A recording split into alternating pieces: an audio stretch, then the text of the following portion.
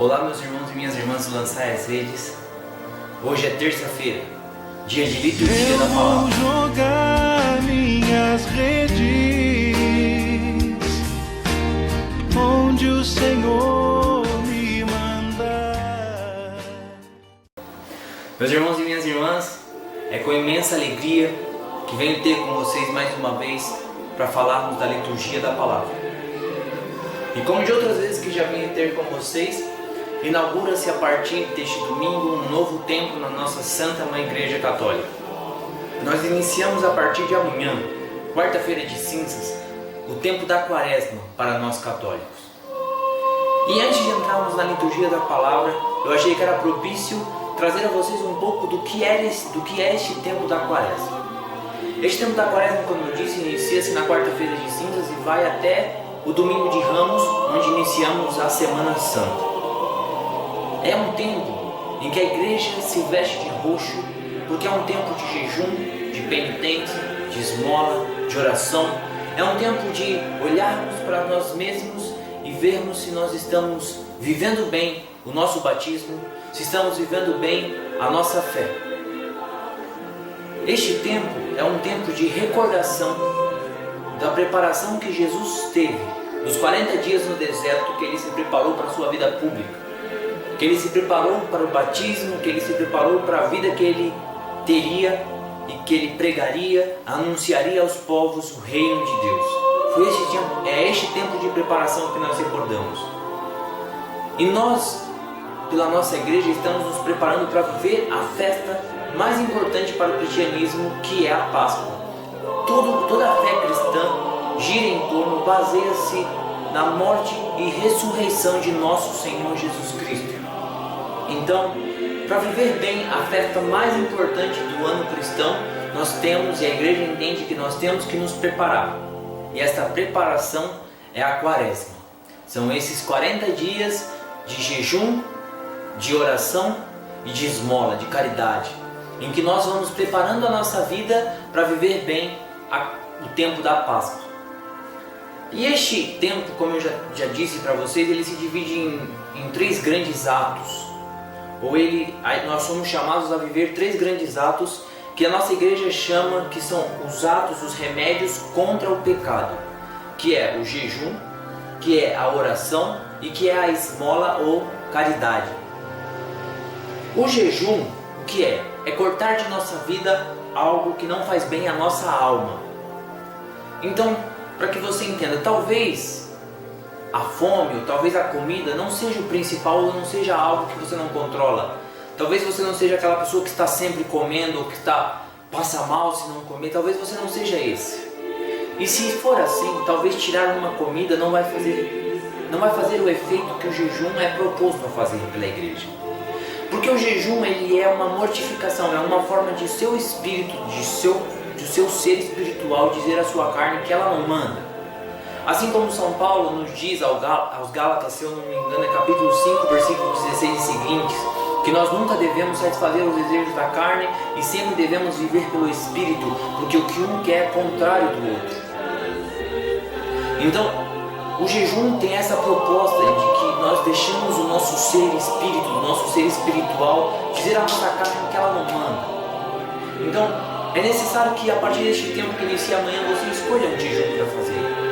Talvez você vá fazer de redes sociais, talvez as redes sociais estejam tomando muito seu tempo, talvez lá você esteja vendo pornografia, talvez ali você esteja tendo conversas que não são boas e talvez seja mais importante fazer esse jejum nessa Quaresma. Talvez seja de TV, pelas novelas que você assiste, pelas programações que você tem, pelos filmes que você costuma assistir, talvez seja o mais importante. Talvez seja o videogame, não sei o que hoje em torno da sua vida seria importante que você tirasse nessa Quaresma. Talvez seja realmente algum alimento, alguma coisa do tipo, mas independente do que seja, que você em oração estabeleça junto com Cristo um jejum para que você consiga cumpri-lo durante essa Quaresma. Alguns serão mais exigentes, outros não importa, você sabe das suas condições, mas seria importante que você estabelecesse um jejum para viver durante essa Quaresma. O segundo remédio é a oração. É um tempo que nós nos voltarmos à oração, de de nós estarmos orante, de você talvez que orava o terço todos os dias e deixou de orar, que volte a orar o terço. Para você que há tempos não faz um momento de adoração, que volte. Para você que há muito tempo não participa da Santa Missa, que participe da missa, talvez diariamente ou talvez o máximo possível durante esses dias de Quaresma. Não sei, mas é um tempo de intensificar as nossas orações. E é importante que você esteja ciente disso. É importante que a oração esteja em dia, é importante estar em dia na oração com Deus, para que isso se cumpra verdadeiramente na sua vida, para que você consiga viver bem essa preparação. É importante intensificar as orações neste tempo. E o último ponto, o último remédio que a igreja nos fala é a esmola ou a caridade. É importante entender aqui que é muito mais do que simplesmente dar uma moedinha a um pobre, a um necessitado. É também isso, é também a ajuda ao pobre. Alguns santos diziam que a mão do pobre é o banco de Deus. Então aquilo que você faz por caridade, realmente por caridade, Deus vai multiplicar na sua vida. Mas muito mais do que isso é também a prática desse desapego ao dinheiro. São Paulo, escrevendo a Timóteo, diz que o mal do homem está no dinheiro, no amor ao dinheiro. Porque muitas vezes o homem ama o dinheiro e põe o dinheiro como seu Senhor, põe o dinheiro como seu Deus, e aí se perde do Deus verdadeiro. É por isso que Jesus, no Sermão da Montanha, vai dizer que é impossível servir-se a dois senhores, servir-se a Deus, servir a Deus e ao dinheiro. Então é importante ter essa consciência, e é por isso que a esmola é importante, porque eu sei que o dinheiro não é senhor da minha vida, e é por isso que o dinheiro que Deus me deu eu uso para ajudar os próximos, porque aquilo não é senhor da minha história, o dinheiro não é senhor da minha vida. Então é importante a prática da esmola, da caridade durante este tempo, para mostrar e para executar em nossa alma, em nosso coração e em nossa carne esse desapego pelo dinheiro, esse desapego por aquilo que é desta terra. Porque o dinheiro é dessa terra, não que não seja importante, é importante. Jesus tinha dinheiro, Jesus usava do dinheiro, Jesus tinha um tesoureiro entre seus apóstolos. Então é porque é necessário dinheiro para fazer as coisas, para realizar as coisas nessa terra, mas Ele não é o Senhor da nossa vida, Ele não é o Senhor da nossa história. Por isso devemos usá-lo bem e por isso devemos ter desapego para com Ele. Por isso é importante praticar a esmola neste tempo. Então, que nós vivamos bem este tempo da Quaresma.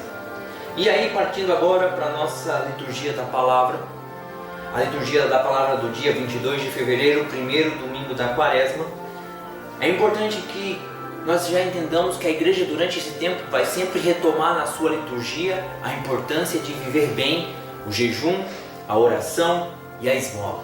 Ela vai sempre retomar de diversas maneiras e de diversas formas estes três pontos na vida cristã e na vida da Quaresma.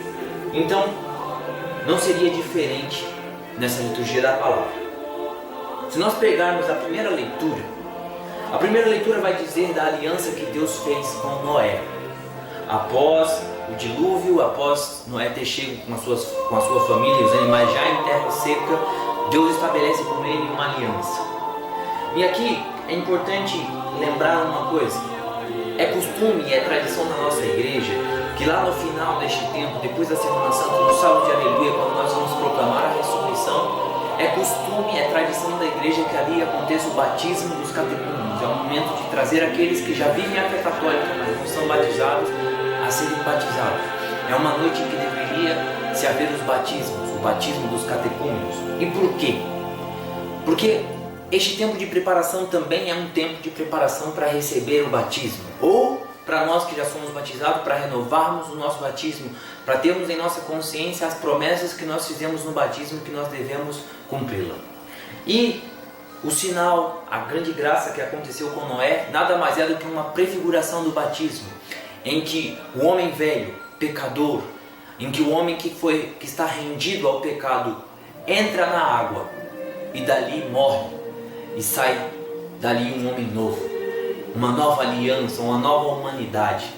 Deus quer fazer uma nova humanidade. Deus quer um homem novo a partir de mim e de você. Deus quer estabelecer conosco uma nova aliança. E o impressionante e o bonito nessa aliança que Deus faz com Noé é que ela é diferente das alianças que Deus tinha feito com Moisés, que Deus tinha feito com Abraão. Ela não é condicional, ela é incondicional. Deus está a serviço do homem, Deus quer amar o homem. Deus está a serviço do homem não, Deus quer amar o homem, Deus quer lutar pelo homem, Deus quer que o homem seja santo, independente de qualquer coisa. Deus diz a Noé que ali Ele estabelece uma aliança eterna, ali Ele estabelece uma aliança com o homem para sempre. Então vamos ler essa primeira leitura que está no livro do Gênesis, no capítulo 9, do versículo 8 ao 15. Disse Deus a Noé e a seus filhos: eis que vou estabelecer minha aliança convosco e com vossa descendência, com todos os seres vivos que estão convosco, aves, animais domésticos e selvagens, enfim, com todos os animais da terra que saíram convosco da água. Estabeleço convosco a minha aliança. Nunca mais nenhuma criatura será exterminada pelas águas do dilúvio, e não haverá mais dilúvio para devastar a terra. E Deus disse: este é o sinal da aliança que coloco entre mim e vós, e todos os seres vivos que estão convosco por todas as gerações futuras. Põe o meu arco nas nuvens como sinal de aliança entre mim e a terra. Quando eu reunir as nuvens sobre a terra, aparecerá meu arco nas nuvens. Então eu me lembrarei da minha aliança convosco e com todas as espécies de seres vivos, e não tornará mais a haver dilúvio que faça perecer nas suas águas toda criatura. Palavra do Senhor. Graças a Deus. Este arco que é usado na palavra original, na palavra que foi escrita, é a mesma palavra que define tanto um arco de guerra como um arco-íris.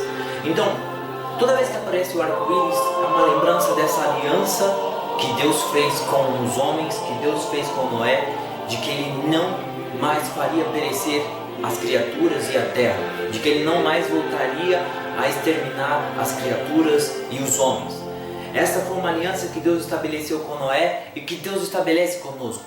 Mas nós temos que pensar bem no que está neste contexto da vida de Noé, no contexto daquilo que aconteceu e do dilúvio. Nós precisamos entender que pecado e vida de pecado não são condizentes com uma vida em Deus. Por isso é necessário morrer para o pecado, e é isso que essa quaresma e todas as quaresmas que nós já vivemos e que vamos viver vai nos convidar a morrer para o pecado e a nascer um homem e uma humanidade nova. É necessário que haja um homem novo para que haja uma humanidade em aliança com Deus. É necessário que isso aconteça.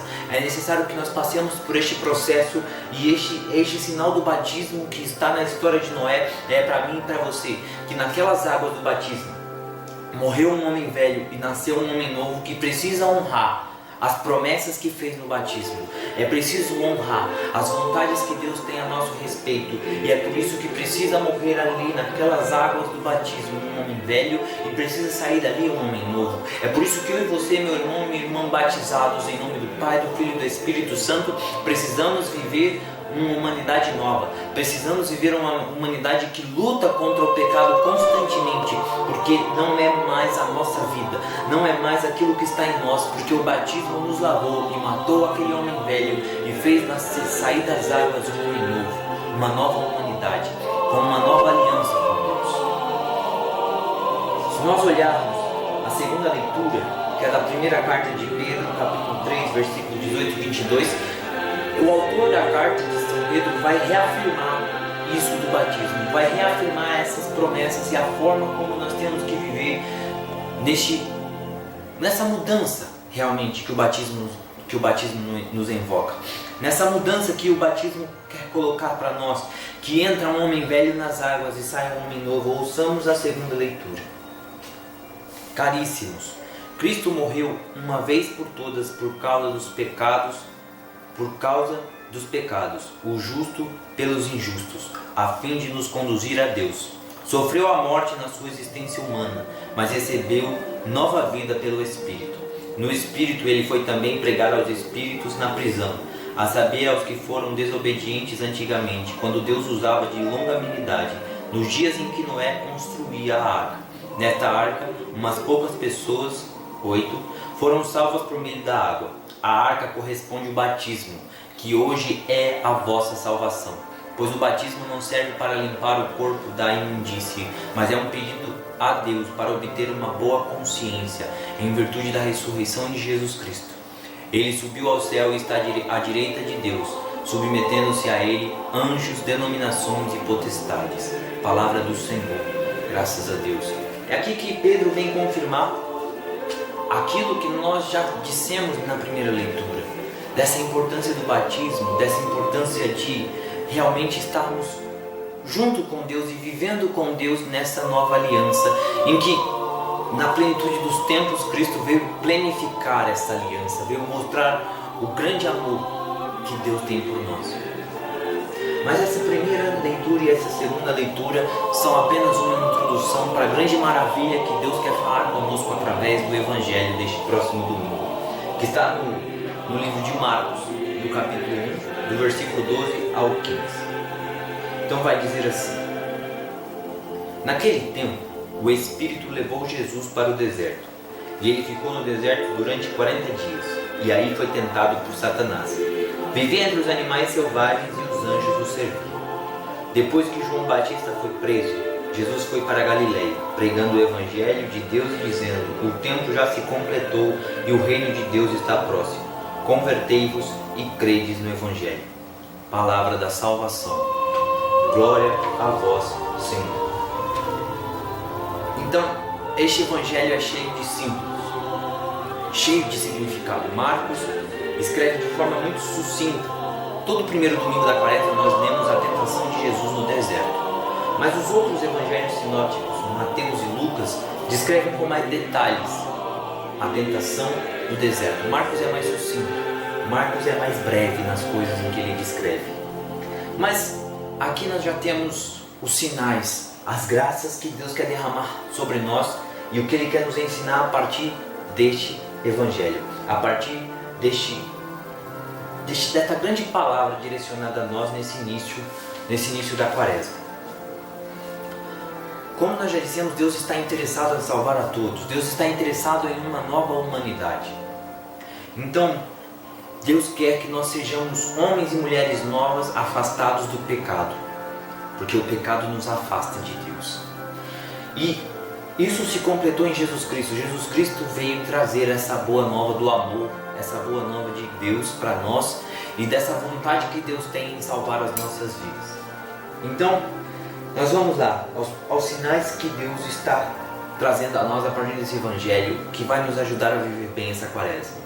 O primeiro ponto: Jesus foi ao deserto levado pelo Espírito. O deserto pode ter alguns significados, mas o que nós conseguimos ter com muita clareza é: o deserto é um local de encontro com Deus. Assim como o povo de Israel, que foi liberto do Egito e passou 40 anos caminhando no deserto. Ali é um encontro, um local de encontro com Deus. Ali é onde eles receberam os mandamentos, ali é onde eles viram o maná, onde eles viram o poder de Deus e dali correu leite e mel, e ali eles receberam o maná no deserto. Ali foi o período em que eles estavam caminhando para receber a terra prometida. Então, ali no deserto é um local próprio de encontro com Deus. Ali no deserto é um local próprio de encontro com o Senhor. Mas também o deserto tem uma segunda face nessa moeda do deserto, em que o deserto também é um local da prova. O deserto também é um local onde Satanás quer mostrar caminhos diferentes do de Deus, porque ali também é onde os homens fizeram um bezerro para adorar a um outro Deus. É ali também onde os homens questionaram a vontade de Deus e disseram que Deus tinha levado eles, libertado eles do Egito para passar fome no deserto. É ali também onde eles questionaram que a terra prometida não era habitável. Foi ali. O deserto é um local onde Satanás coloca outras direções a nós. Então nós vamos passar por este deserto. Se nós vivemos bem essa quaresma, nós vamos nos encontrarmos com Deus, porque é um local próprio do encontro com Deus. Mas também é um momento em que Satanás irá nos tentar. É um momento também em que Satanás irá tentar a nossa vida. E é importante dizer que a própria tentação é importante para nós. Nós devemos viver a tentação, porque a tentação prova o nosso amor a Deus. Como disse Bento XVI, no Ângelus do ano de 2012, eu vou ler para vocês, vai dizer assim: a imagem do deserto é uma metáfora bastante eloquente da condição humana. O livro do Êxodo narra a experiência do povo de Israel, que tendo saído do Egito, peregrinou no deserto do Sinai durante 40 anos, antes de chegar à terra prometida. Durante aquela longa viagem, os hebreus conheceram toda a força e insistência do tentador, que os impelia a perder a confiança no Senhor e voltar atrás. Mas ao mesmo tempo, graças à mediação de Moisés, aprenderam a ouvir a voz de Deus, que os chamava e tornaram-se seu povo santo. Meditando sobre esta página bíblica, compreendemos que para realizar plenamente a vida na liberdade é necessário superar a prova que a própria liberdade exige, isto é, a tentação. Só estando livre da escravidão da mentira e do pecado, a pessoa humana, graças à obediência da fé que a abre à verdade, encontra o sentido pleno da sua existência e alcança a paz, o amor e a alegria. Só que é Bento XVI dizendo a nós a importância dessa tentação que é própria do deserto, deste encontro com Deus, em que nós vamos nos encontrar, mas também que Satanás vai querer mostrar caminhos diferentes. E nós temos a graça de sermos livres, de termos o livre-arbítrio. Mas o livre-arbítrio também nos dá essa coisa própria da liberdade, que é ter que escolher. E a escolha vem junto com a tentação, porque a tentação é realmente essa possibilidade de ir por um caminho diferente do Senhor, é esse chamamento de Satanás que quer nos impelir a viver aquilo que não é de Deus. Então nós temos que viver essa escolha, nós temos que viver este momento do deserto. Então, meus irmãos e minhas irmãs, o primeiro ponto e o primeiro passo para nós batizados, nova humanidade em Cristo Jesus, nós vamos passar por este deserto. O deserto é um local de encontro com Deus, em que nós nos empenharemos no jejum, na oração e na caridade. Mas que nós sabemos também que este querer ser de Deus, este local de encontro com Deus, também vai nos trazer a tentação, que é exatamente o que tenta nos levar para o oposto disso, a concupiscência que Paulo nos fala tantas vezes, que tenta fazer com que nós vamos para outro lado. Então, este é um tempo, meus irmãos e minhas irmãs, de nós sermos homens livres, e livres do pecado, da mentira, da autossuficiência, do orgulho, de tudo aquilo que é próprio de Satanás, que quer colocar no homem. Então nós temos este tempo propício para um encontro com Deus, lutando bravamente contra as tentações demoníacas. E Jesus nos ensina, nos outros evangelhos, Jesus nos ensina como lutar contra as armadilhas de Satanás, e como é com a palavra. A palavra de Deus é viva e eficaz. E é outro ponto muito forte, em que Jesus responde às tentações de Satanás sempre usando a palavra de Deus, sempre usando a palavra do Senhor, para mostrar que a palavra de Deus tem força. Então, além do jejum, além da oração, além da esmola, é preciso esse mergulho na palavra de Deus, para que você tenha a força da palavra na luta contra a tentação. Então nós vamos seguindo, porque existem mais sinais que estão nesse texto. E o próximo deles é que ele passou no deserto 40 dias. 40 dias é um tempo, é um símbolo, o número 40 é um símbolo na Bíblia. O que significa essa passagem? Como eu já disse, os 40 anos que os homens peregrinaram em Israel. E tantas outras passagens que mostram que o 40 é esse tempo de passagem. Mas também o 40 era ali a estimativa de vida do povo, era 40 anos. Então, o 40 muitas vezes também representava um longo tempo, uma vida completa. Então, o que o evangelista Marcos quer nos dizer aqui é que ao longo da vida, Jesus passou pelas tentações. Ao longo da vida, Satanás tentou Jesus. Mas ao longo da vida, Jesus optou por uma vida de santidade. Ao longo da vida, Jesus optou por realizar o plano de Deus Pai. O plano do Pai para ele, o tempo todo. Isso quer dizer para mim e para você que na nossa vida toda, na nossa vida completa, nós seremos tentados o tempo todo a tomar direções contrárias à vontade de Deus. E que nós temos que ter o tempo todo essa consciência de que eu tenho que optar por aquilo que Deus quer para a minha vida. Aquilo que Deus sonhou para a minha vida é o mais importante e o mais valioso para mim. Então, este 40 aqui representa sim esse tempo de passagem. Nós vamos passar, nós passamos, nós tivemos essa passagem no batismo e nós vamos continuar tendo essa passagem daquele homem velho, morto, para um homem novo, uma nova humanidade. Mas também é uma forma de dizer que essa tentação não passa com o passar do tempo. Essa tentação não termina com o passar do tempo, ela é ao longo de toda a vida, até que um dia, pela graça de Deus, vejamos no céu. Então, meu irmão e minha irmã, que nós tenhamos consciência disso, de que a vida humana, de que nossa peregrinação aqui nessa terra não é fácil, é passando por tentação sempre, mas que nós temos condições de vencer, e a igreja nos dá os remédios, como eu já disse, contra o pecado, contra essa vida errada, e nós temos que nos intensificar nisso. Nós vamos seguir. Que ele foi tentado por Satanás no deserto, nós já falamos sobre as tentações animais selvagens e os anjos o serviam. Aqui nós temos uma ligação com Adão.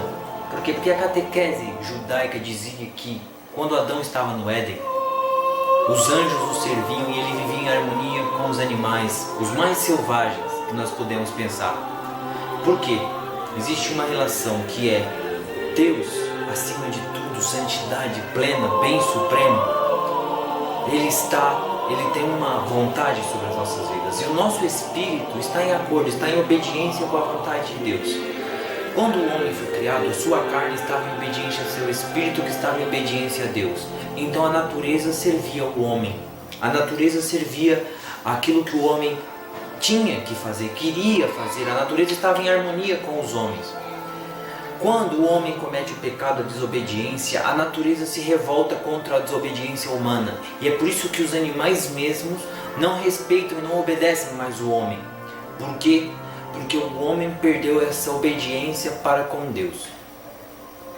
Quando Marcos vai dizer isso sobre Jesus, que ele vivia com os animais selvagens e os anjos o serviam, é como se ele estivesse dizendo que Jesus é o novo Adão. Aquele Adão que foi tentado também e que caiu na tentação e que desobedeceu a Deus. Agora, neste novo Adão, Jesus é tentado novamente e não cai perante Satanás, e é por isso que ele recria a harmonia que Deus criou desde o início, e é por isso que ele recria para nós essa harmonia entre o homem e Deus, e automaticamente, consequentemente, essa harmonia entre a natureza e o homem, porque Deus, Jesus Cristo, estabeleceu essa harmonia novamente quando se fez homem, quando foi tentado e venceu a tentação e seguiu os planos de Deus. Jesus é o novo Adão. A partir dele, uma nova criação é estabelecida, assim como Deus queria realizar desde o tempo de Noé, uma nova humanidade. Se nós seguirmos lendo o Evangelho, vai dizer que depois que João Batista foi preso, Jesus foi para a Galileia pregando o Evangelho de Deus e dizendo: o tempo já se completou e o reino de Deus está próximo. É importante pegar essa parte do reino de Deus porque o povo hebreu, o povo judeu, mesmo quando ele estabeleceu um rei terreno, ele sabia que Deus era o rei supremo. E aquele rei terreno era um representante do rei supremo, do rei maior, que era Deus. E o maior exemplo de todos, o mais bem-quisto, o mais querido de todos estes reis terrenos era Davi. Davi foi lembrado pelo povo hebreu para sempre. Para sempre. E o povo hebreu tinha no coração aquela vontade de que o rei do reinado de Davi fosse restabelecido. Que o reinado de Davi fosse revivido por eles. Porque o reino de Davi foi o grande tempo do povo hebreu. Então eles queriam reviver este tempo e ter um rei como Davi de novo. E os profetas davam esperança ao povo, mesmo em tempos ruins, mesmo em tempos que reis bons não estavam governando o povo hebreu, de que Deus restabeleceria o reinado de Davi. Deus traria de novo o reinado de Davi. E os profetas sempre diziam que quem assumiria, quem reinaria dessa forma seria o ungido de Deus. Ungido em hebraico, Messias. Ungido em grego, Cristo. Ou seja, em Jesus Cristo, Deus estabelece o seu reinado supremo, o seu reinado pleno, maior. Jesus é o rei. E quando Jesus é o rei, quando Jesus é o rei de nossas vidas, nós estamos no tempo do reino de Deus. Porque Jesus é Deus e Ele reina sobre nós. Então, o reino de Deus está próximo. É o reino que os profetas prometeram. É o reino que os profetas anunciaram. E que Jesus sabia que passava por ele. Porque Ele seria o rei. O rei que eles pediam que viesse. O reino que restabeleceria o reinado de Davi. É Jesus Cristo, o ungido, o Messias. Aquele que Deus escolheu para reinar sobre o povo. E este reinado não passaria jamais, e este reinado vai acontecer em nossas vidas se nós nos deixarmos ser submissos à vontade de Deus e deixar que Jesus reine em nossa vida, porque é isso que Deus quer para nós, que Jesus reine na nossa história, reine na nossa vida. E o Evangelho conclui dizendo, convertei-vos e credes no Evangelho, palavra da salvação. Glória a vós, Senhor. E nesse terminar, são duas formas aqui, duas coisas importantíssimas para a vivência dessa quaresma, que é convertei-nos. A palavra usada aqui no original é metanoia, mudança de pensamento, mudança de comportamento, mudança de atitude. Então Jesus nos chama, esse reino de Deus nos chama a ter uma mudança de atitude, uma mudança de comportamento, uma vivência diferente da nossa vida, para que nós possamos estar em conformidade com o Evangelho, com a Boa Nova, com aquilo que Jesus nos chama a crer. Então, essa vivência do reino de Jesus Cristo quer estabelecer comigo e com você estes sinais, estes símbolos que Marcos nos trouxe nesse Evangelho, em que Deus desde o início quer estabelecer uma nova humanidade, e que isso foi conseguido por Deus a partir de Jesus Cristo, que é o novo Adão, e que a partir dele uma nova criação é estabelecida. Nós somos batizados em nome de Deus Pai, de Jesus Cristo e do Espírito Santo, e daquelas águas que entra um homem velho, sai um homem novo para viver aquilo que Jesus nos chama. Para isso precisamos dessa metanoia, dessa mudança de pensamento. E precisamos também crer na palavra, crer na boa nova, crer naquilo que Jesus vem nos anunciar. É esta a vida que nós precisamos ter, é isso que Jesus nos convida a viver nessa quaresma, é isso que a nossa igreja está nos convidando a viver nessa quaresma, este tempo novo, este tempo em que Jesus Cristo é o nosso Rei, o ungido de Deus, o Messias de Deus é o nosso Rei, e por isso nós cremos na boa nova, e por isso nós mudamos de vida. Mesmo passando pelo deserto da tentação, nós também passamos pelo deserto do encontro com Deus, e sabemos que nossa vida é diferente, porque encontramos o Senhor e fazemos parte dessa nova criação, deste novo reinado. Que nós possamos pedir juntos no final deste vídeo, no final dessa liturgia da palavra, que o Senhor e que a Virgem Maria nos ensine a viver bem essa quaresma, a estarmos ligados a Deus, a estarmos em harmonia com a vontade de Deus, para que nós sejamos completamente obedientes à vontade do Senhor, que nós possamos viver bem o jejum, a oração e a esmola, e que nós possamos entrar nessa vontade, nessa dinâmica da quaresma, e que nós possamos olhar para nós mesmos e olhar aquilo que está bom e aquilo que não está em conformidade com Deus, para que a partir dessa quaresma nós sejamos cristãos melhores, conformados de ter a mesma forma, de ter o mesmo jeito da vontade de Deus, e de fazermos parte deste reinado que não tem fim, deste reinado de Jesus Cristo, o Messias, o ungido de Deus, que está aqui para mudar a nossa vida para sempre. E para terminar, para encerrar, vou ler mais um trechinho de um Ângelus de Bento XVI, que diz: o que nos pode ensinar este episódio? Como lemos no livro da imitação de Cristo, o homem nunca está totalmente isento da tentação enquanto viver, mas é com paciência e com a verdadeira humildade de seguir o Senhor todos os dias, aprendendo a construir a nossa vida sem o excluir, ou como se ele não existisse, mas nele e com ele, porque é a fonte da vida verdadeira. A tentação de eliminar Deus, de pôr ordem sozinho em si mesmo e no mundo, contando unicamente com as próprias capacidades, está sempre presente na história dos homens. Este foi o Ângelus de 2012, Bento XVI, que nos disse essas palavras. Então que nessa quaresma nós aprendamos que nós não temos capacidade de estabelecer e de organizar a nossa vida sozinhos, que nós estamos neste reinado de Jesus, e que é Ele que na sua suprema santidade, na sua suprema sabedoria, nos diz e nos mostra o que devemos fazer. Que tudo isso aconteça para a plenitude e para a honra e glória de Deus, para a honra e glória do Senhor. Que a Virgem Santíssima esteja presente conosco nessa caminhada da quaresma, e que ela nos mostre aquilo que nós precisamos tirar de nossa vida. Que ela nos mostre e nos ensine aquilo que está no coração de seu Filho Jesus. Para isso, que você possa colocar a mão sobre o seu coração e que nós peçamos a intercessão de Maria. Ave Maria, gratia plena Dominus tecum, benedicta tu in mulieribus et benedictus fructus ventris tui, Jesus. Santa Maria Mater Dei, ora pro nobis peccatoribus, nunc et in hora mortis nostrae. Amém.